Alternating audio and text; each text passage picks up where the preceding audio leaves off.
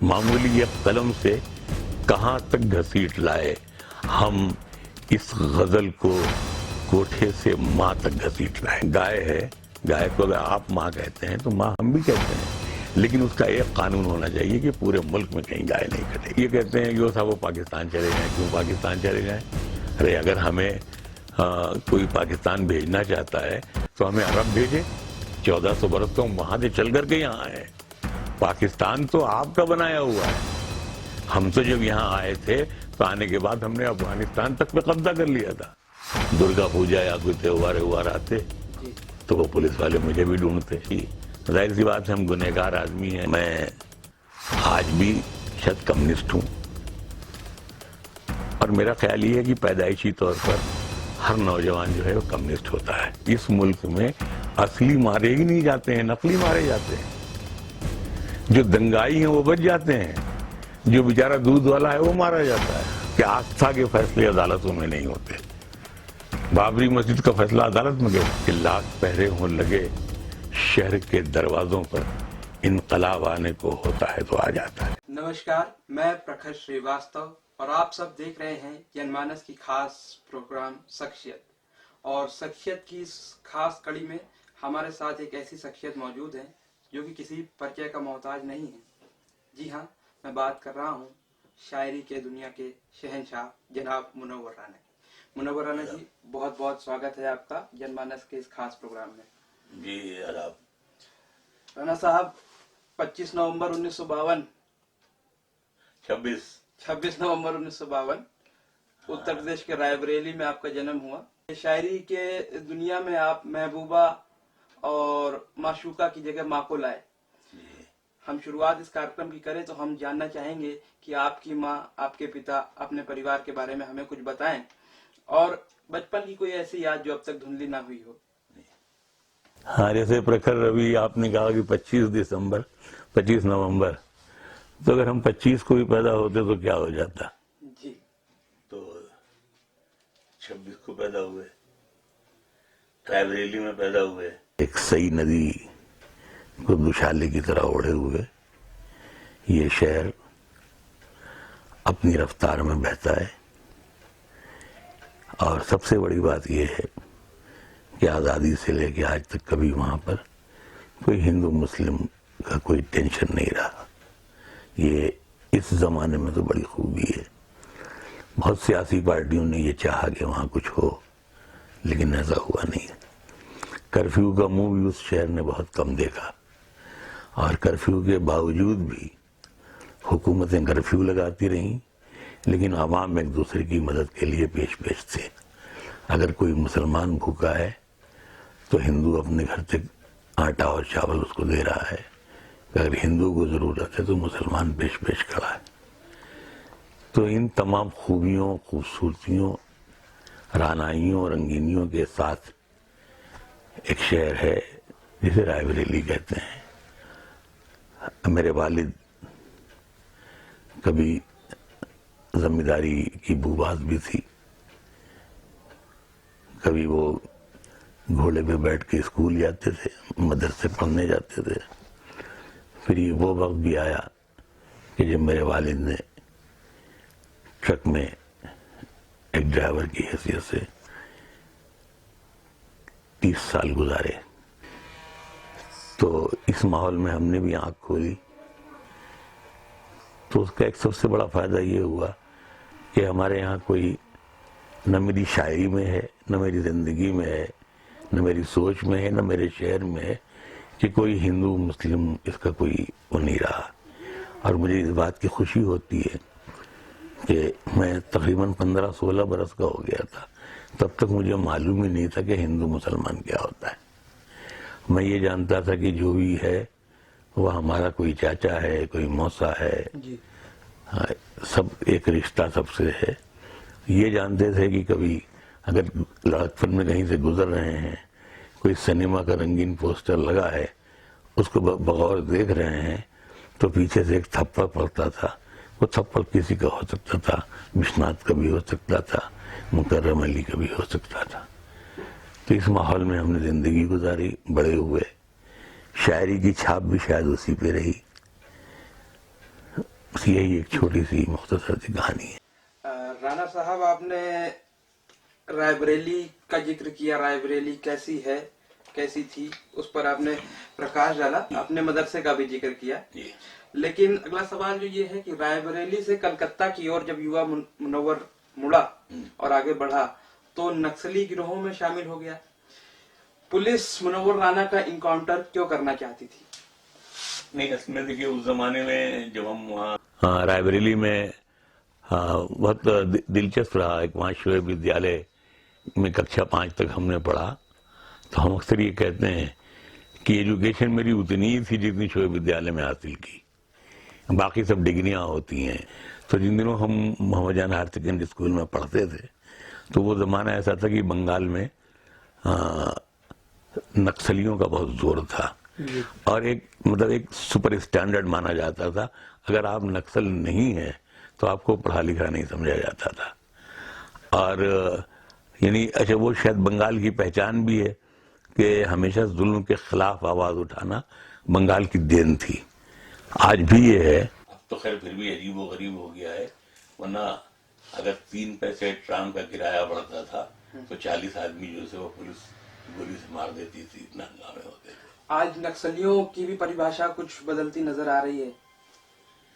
हाँ, जाहिर सी बात है कि परिभाषा जब पैसा बहुत हो जाता है और पैसे की रेल पेल हो जाती है तो हर चीज की परिभाषा बदल जाती है। उस वक्त भी जो नक्सल मूवमेंट शुरू हुआ था तो उस जमाने में तो ये था कि एक किसी की हाथ से कवि की कोई एक नज्म छपी थी, कविता। तो उसमें एक शेर था कि हर शख्स यहाँ कहता है हो जाऊंगा नक्सल, बीवी से मियाँ कहता है हो जाऊंगा नक्सल। तो एक वो बस एक स्टैंडर्ड था।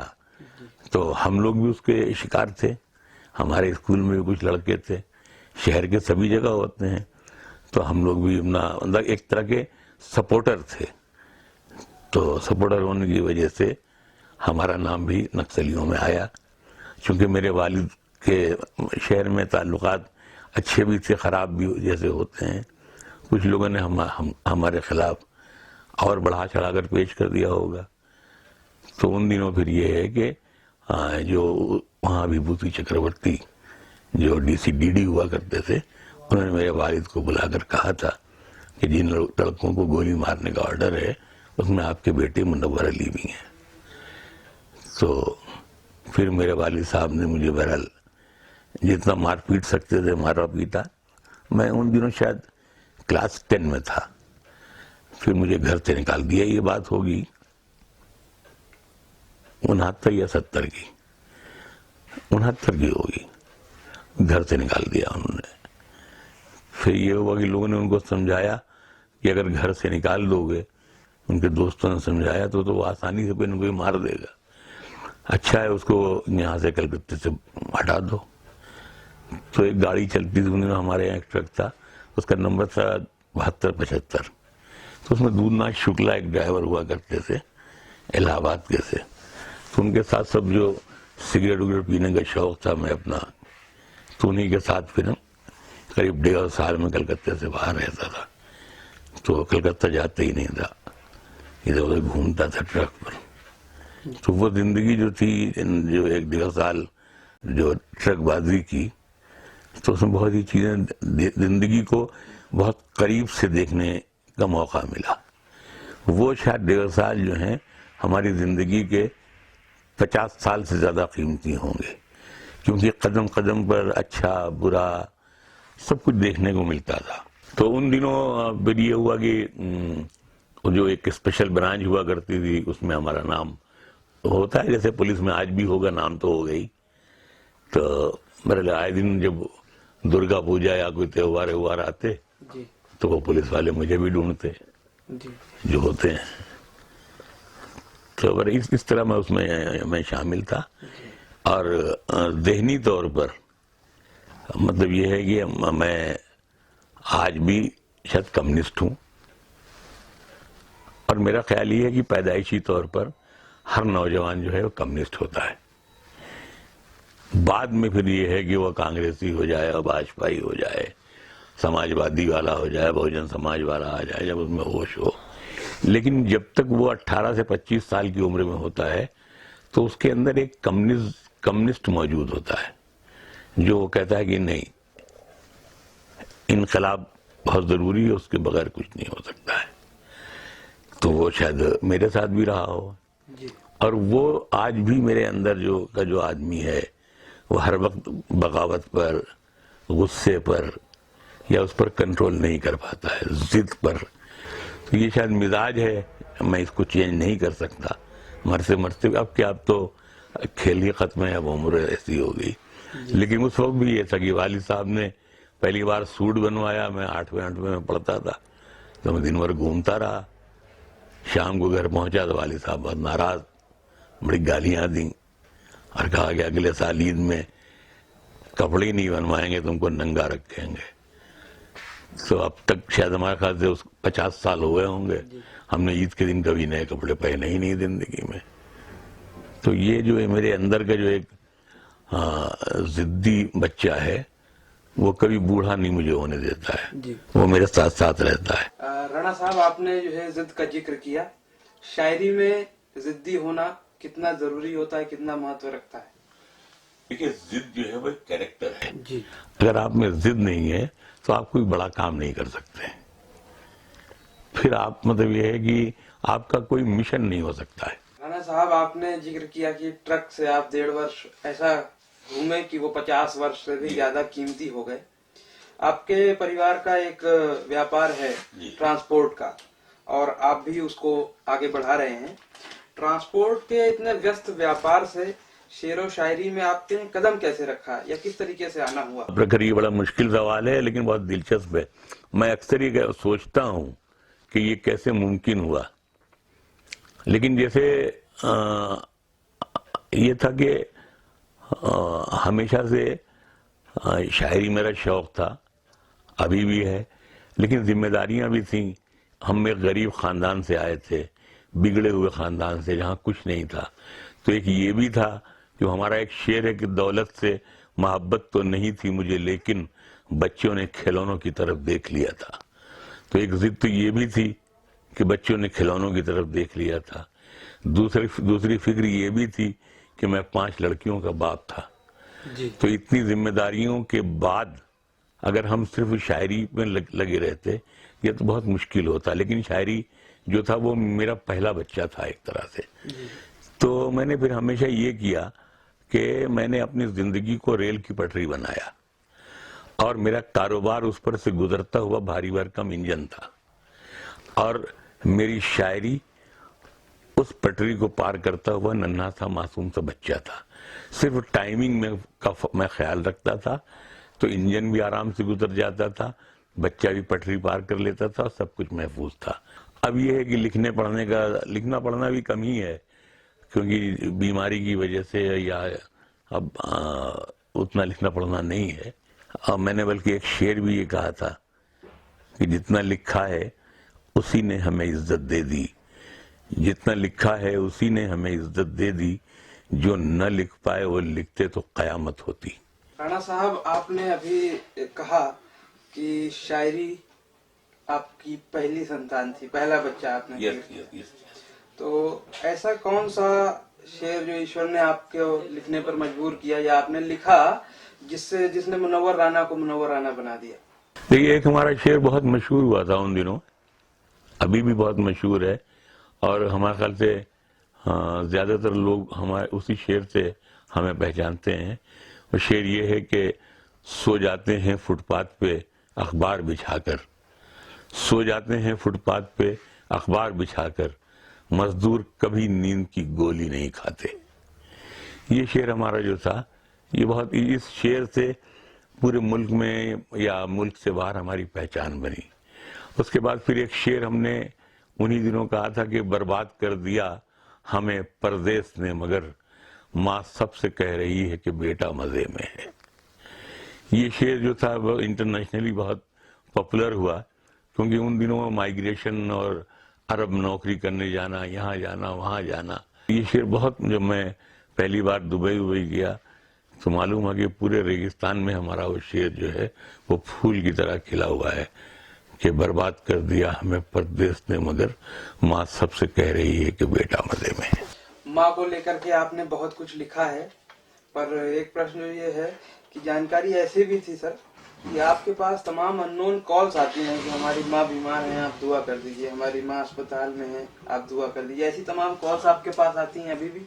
हाँ, मतलब ये कि ये मुझे लोग, मतलब जहाँ भी जो लोग मिलते हैं ट्रेन में, जहाज में, जिनके बच्चे अच्छे होते हैं, वो फौरन कहते हैं मेरे बच्चे के सर पे हाथ रख दीजिए, मेरी बेटी के सर पे हाथ रख दीजिए। या फ़ोन आते हैं कि मेरी अम्मा बहुत बीमार है, आप उनके लिए दुआ कर दीजिए। हम दुआ करते हैं कि अल्लाह मियाँ, इसने बहुत यकीन के साथ मुझसे दुआ करने के लिए कहा है, तो मैं बहुत गुनहगार हूँ, लेकिन मेरी दुआ कबूल कर ले, इसकी माँ को ठीक कर दे अल्लाह मियाँ। फिर कभी कभी हम रोते हुए ये भी कहते हैं कि अल्लाह मियाँ, अब मेरे पास तो माँ नहीं रह गई है, लेकिन कम से कम इसकी माँ जिंदा रहे, इस बहाने ये मुझे याद करता रहेगा। तो ये है कि वो पता नहीं क्या अजीब व गरीब है, प्रखर आई कांट थे कि मुझे माँ से ऐसा रिश्ता लगाव होने की बहुत सी वजह थी, लेकिन ये कि इतनी मुझे मकबूलियत मिल जाएगी, इतनी शोहरत मिल जाएगी, इतनी माँ के हवाले से इतनी मोहब्बतें मुझे हासिल होंगी, मुझे यकीन नहीं आता है। मैंने तो सिर्फ गज़ल में एक इजाफा यूं करना चाहा था कि जब मैं कॉलेज लाइफ मेरी थी तो अक्सर मुझसे बंगाली जो हमारे दोस्त थे वो कहते थे कि जब तुम्हारी उर्दू शायरी वेश्या के कोठे से उतर रही थी तो हमारा बंगला साहित्य जो था वो अंग्रेजों से पंजा लड़ा रहा था। मैं भी सोचता कि हाँ, हमारी उर्दू शायरी में, उर्दू गज़ल में ये आँख, कान, नाक, सीना, कमर, बाजू, लटके झटके इतने ज़्यादा हो गए हैं कि ये हमारी उर्दू गज़ल जो है वो कच्चे गोश्त की दुकान हो गई है जी।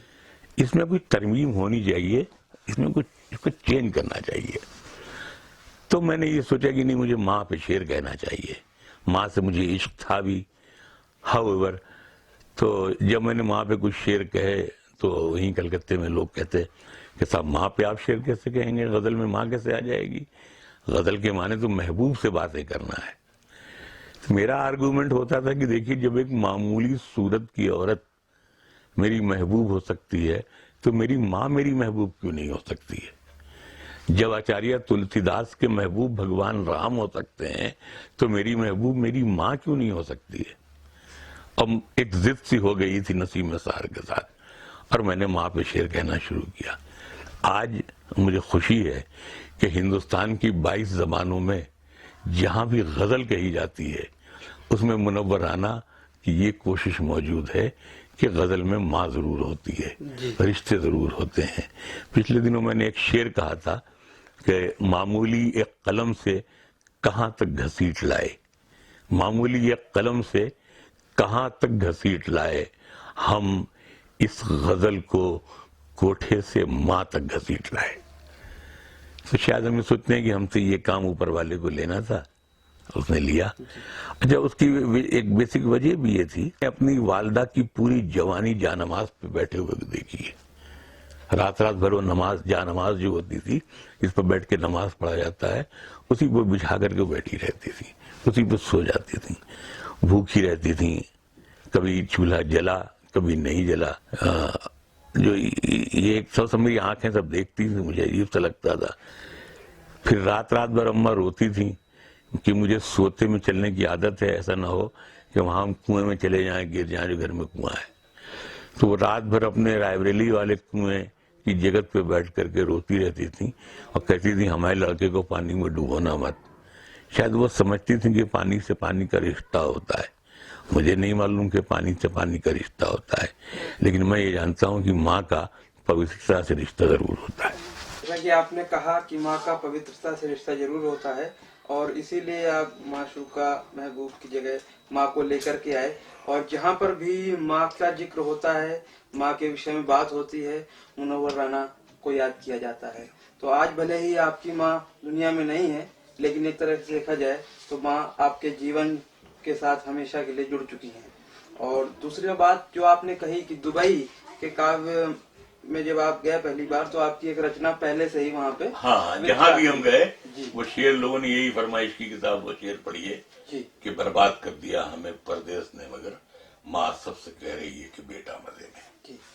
राणा साहब, आज का जो शेरो शायरी कवि सम्मेलन हिंदी काव्य मंच है, एक बाजारीकरण या व्यावसायिकता और मंचों की राजनीति सार्वजनिक रूप से झलकती है। आप लंबे समय से अभी तक सक्रिय हैं, तो आप किस तरह से इस चीज को देखते हैं और कैसा भविष्य देख पा रहे हैं काव्य मंचों का? देखिए, असल में ऐसा है कि जहां तक हिंदी कविता का बात, हिंदी कवि सम्मेलन की बात है, तो उसको तो बनियों ने हाईजेक कर लिया। उसमें से कविता गायब हो गई। उसमें ठठोल, हंसी मजाक, जवाबी कव्वाली जैसा, फूहड़पन, लतीफे, गंदे भद्दे, वही रटे रटाए, उगले हुए, थूके हुए, वही सब दोहराए जाते हैं। स्टेज पर हमें ये देख के दुख होता था कि जिस कवि सम्मेलन में नीरज जी का पेमेंट 15,000 होता था, वहां एक तमाशा दिखाने वाला का पेमेंट 1.5 लाख रुपए होता था। जहां आज भी देखते हैं कि जहां कुंवर बेचैन का पेमेंट 20,000 होता है, वहां एक तमाशा दिखाने वाले का पेमेंट 2.5 लाख होता है। तो अब उसमें से अच्छी कविता जो है बिल्कुल गायब हो गई। कुछ लोग हैं वो डेट रखवाते हैं कि 26 यहाँ रख लीजिए, 27 वहां रख लीजिए, 28 वहां रख लीजिए। तो फोन पे बात होती है, 4 कवि मिलकर के डेट बदलवा देते हैं। हर जगह वही चेहरे नजर आते हैं, कोई नए चेहरों को चांस नहीं मिलता है। काका साहब, आपने एक शेर कहा था कि बदन में सारा लहू ईमान वाला है, लेकिन जालिम समझता है कि पाकिस्तान वाला है। और आजकल का जो माहौल है या समय समय पे बदलता रहता है कि अगर देशभक्त हो तो वंदे मातरम बोलो, भारत माता की जय नहीं बोलोगे तो पाकिस्तान चले जाओ। तो सांप्रदायिकता का जो माहौल है वर्तमान के लिए और भावी पीढ़ी के लिए कितना घातक है, आप क्या सोचते हैं इस विषय में? देखिए, इस देश के लिए सांप्रदायिकता अच्छी चीज नहीं है। कहीं होगी कि किसी और, भाई सांप्रदायिकता कहाँ नहीं है? अरब मुल्कों में भी होगी, सब जगह होगी। लेकिन ये इसकी मिट्टी जो है, इसमें सांप्रदायिकता ज्यादा पनपती नहीं है। और अगर सांप्रदायिकता को जबरदस्ती खाद वाद दे के बोया जाएगा तो इसके टुकड़े हो जाएंगे। टुकड़े होने में ये नहीं है कि अब जैसे कि कोई पाकिस्तान बन जाएगा, अब हिंदुस्तान में कई हिंदुस्तान बन जाएंगे। सपोज आप देखिए, ये सांप्रदायिकता की सबसे बुरी जो बात है वो ये है कि गौ मांस, माफ कीजिएगा, गोवा में हुकूमत खुद सप्लाई करती है 22,000 किलो। और बंबई में अगर किसी के पास से अगर एक सैंडविच भी निकल आए तो उसको 7 साल की सजा है।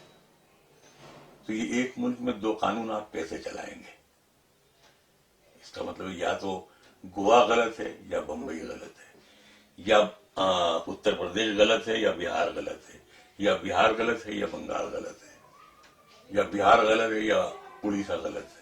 तो हिंदुस्तान में कई हिंदुस्तान बनने की हाँ, तो ये जो है कि अब अगर ये क्या हुकूमत से पूछ के आदमी खाना खाएगा? क्या पड़ोसी से पूछ करके अपनी हांडी चढ़ाएगा? ऐसा नहीं है।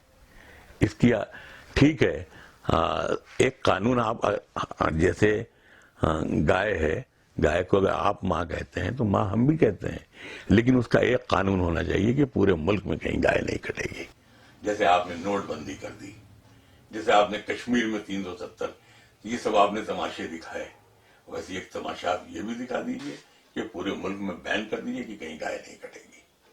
जो गाय काटेगा उसको शूट कर दिया जाएगा, बंद हो जाएगी गाय। जो ये कहते हैं कि वो सब वो पाकिस्तान चले जाएं, क्यों पाकिस्तान चले जाएं? अरे अगर हमें कोई पाकिस्तान भेजना चाहता है तो हमें अरब भेजे। 1400 बरस तो हम वहां से चल करके यहाँ आए। पाकिस्तान तो आपका बनाया हुआ है। हम तो जब यहाँ आए थे तो आने के बाद हमने अफगानिस्तान तक पे कब्जा कर लिया था। अफगानिस्तान भी हमारा था, हिंदुस्तान का था। आपने बंटवारे में या जहेज में पाकिस्तान दे दिया मुसलमानों को, वहां के मुसलमानों को। तो पाकिस्तान तो हमारा हिस्सा है ना, जी। हम उसको नहीं मानते हैं कि वो मुसलमान मुल्क है। हम वो सोचते हैं हमारा हिस्सा है, आपने उसको सिर्फ सियासत में उसको बांट दिया। दूसरी बात यह कि इस मुल्क में असली मारे ही नहीं जाते हैं, नकली मारे जाते हैं।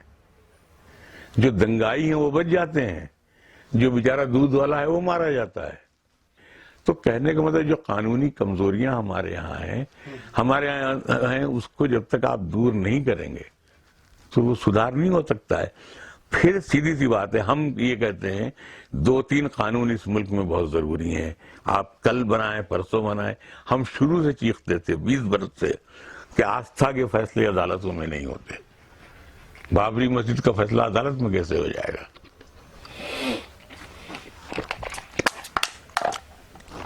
ये समाज के फैसले हैं, समाज बैठ के करता है, समाज बैठ के तय करता है। तलाक का फैसला अदालत कैसे करेगी? तलाक हमारी जाती चीज है। हमको इतना सभ्य बनाना चाहिए कि हम ऐसा जुर्म ना करें। हमने एक बार, हम 20 बरस से चीख रहे हैं इस मुल्क में पागलों की तरह कि जो राखी का त्योहार है हिंदुस्तान में, ये नेशनल त्योहार बना देना चाहिए कि हर शख्स के हाथ में एक राखी होनी चाहिए, चाहे हिंदू हो चाहे मुसलमान हो। आपने बाबरी मस्जिद का जिक्र किया, आपने ट्रिपल तलाक की बात कही। कुछ वर्ष पूर्व देश के प्रधानमंत्री से आप मिले थे और बात ये थी कि नए भारत जो आप बनाना चाह रहे थे, उस उद्देश्य को लेकर के वो मुलाकात हुई थी, जैसा कि हम सबके सामने आया। क्या उस मुलाकात के बाद मोदी सरकार वो वैसा भारत जैसा आप चाहते थे, वैसा भारत बनाने की तरफ कदम उसने आगे बढ़ाए या नहीं बढ़ाए? देखिए, असल में मतलब ये कि ऐसा कुछ तो हुआ नहीं, लेकिन हमें जो कहना था, जो हमारी जिम्मेदारी थी, वो हमने एक बहुत ही सलीके के साथ हमने ये बात प्रधानमंत्री जी से हमने ये कह दी थी कि हम इतिहास के पन्नों पर आपका नाम दागदार नहीं देखना चाहते हैं। आपका नाम हम सम्राट अशोक की तरह चमकदार देखना चाहते हैं। और उसके लिए ये है कि जब सबका साथ सबका विकास, ये नारा नहीं होना चाहिए। इसका रोल मॉडल वैसे ही होना चाहिए जैसा आप कहते हैं। सर, उन्होंने हमारी बात सुनी। अब इसके बाद आगे उनकी अपनी कैबिनेट है। मैंने तो उनसे एक बात की, मैं तो बार बार ये कहता हूँ कि अकबर जो था वो जाहिल था, लेकिन उसके पास 9 रत्न थे। हमारे प्रधानमंत्री पढ़े लिखे हैं, लेकिन उनके यहाँ एक रत्न भी नहीं है। अमित शाह को लोग कई बार कहते हैं कि मोदी जी के रत्न हैं वो। नहीं, ये तो रत्न वत्न नहीं है। रत्न इतना बड़ा नहीं होता है, बहुत अच्छा होता है। अमित शाह के बारे में जाहिर सी बात है कि पूरा मुल्क अच्छी राय नहीं रखता है। जी जी। तो मेरी कभी उनसे मुलाकात नहीं है। एक बार मुलाकात हो मेरी कहीं पर भी तो उनसे, हालांकि बहुत सबको चुप करा करके बात करते हैं, किसी को बोलने नहीं देते हैं, लेकिन मुझे शौक है कि एक बार मैं उनसे बात करूं। एक समय काफी आप ट्रोल किए गए। उस समय का मुनव्वर खुद में कैसा सोचता था जब फेसबुक से, व्हाट्सएप से तमाम धमकियां, तमाम ट्रोलिंग लोग करते थे, तमाम अभद्र भाषा, गाली गलौज? तो उस समय का मुनव्वर जब अपनी कुर्सी पर कलम के साथ बैठता था तो क्या सोचता था, क्या कुछ आपके दिमाग मन मस्तिष्क में चलता था? उन दिनों मेरी माँ जिंदा थी, तो जब मैंने अवार्ड वापस किया, जब पूरा हंगामा हुआ, उसी के दूसरे दिन फोन आया पीएमओ से कि मुझसे प्रधानमंत्री मिलना चाहते हैं। तो मैंने उनके पीएस से मैंने माफी मांग ली। मैंने कहा कि लेकिन मेरा मिलना, अभी मुझे मिलने का कोई ऐसा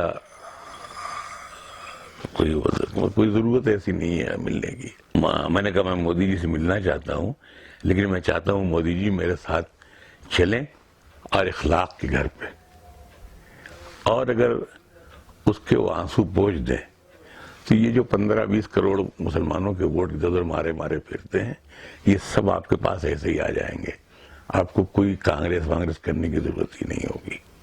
और हमने कहा कि अगर वो इतना कर लें तो हम उनके जूते तक उठाने के लिए तैयार हैं।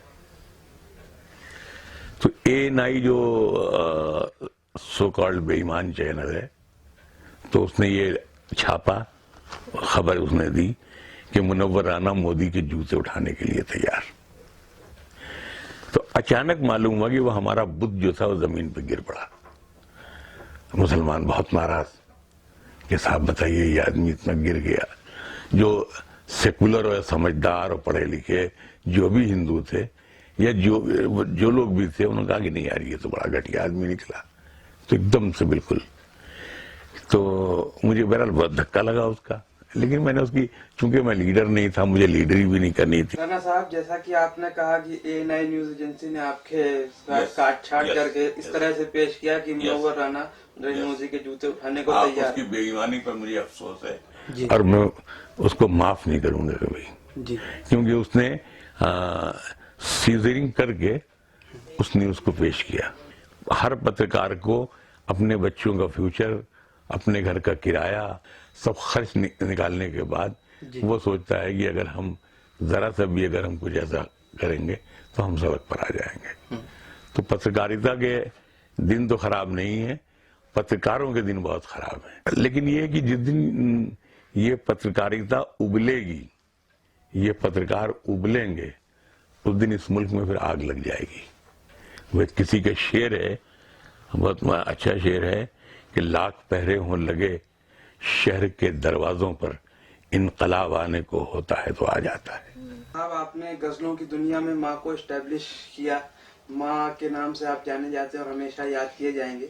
लेकिन अंतिम प्रश्न जो हमारा ये है कि इस दुनिया से विदा लेने के बाद आप किस रूप में याद रखा जाना पसंद करेंगे? हम ये चाहते हैं कि हम मरें और अपने जो हमारे यहाँ माँ बाप लेटे हैं उन्हीं के पैरों के पास हमको लिटा दिया जाए। इसके बाद हमें लोग याद रखें या न रखें, लेकिन ये है कि कम से कम हम अगर वहां लेटे रहेंगे तो हमारे सातों जन्म सफल रहेंगे। राणा साहब, बहुत बड़ी बात कह दिया आपने और हमें समय देने के लिए, हमसे बात करने के लिए बहुत बहुत शुक्रिया। तो दर्शकों, ये थे जनाब मुनव्वर राना। शख्सियत की अगली कड़ी में फिर मुलाकात करेंगे किसी और शख्सियत के साथ। तब तक के लिए शुक्रिया।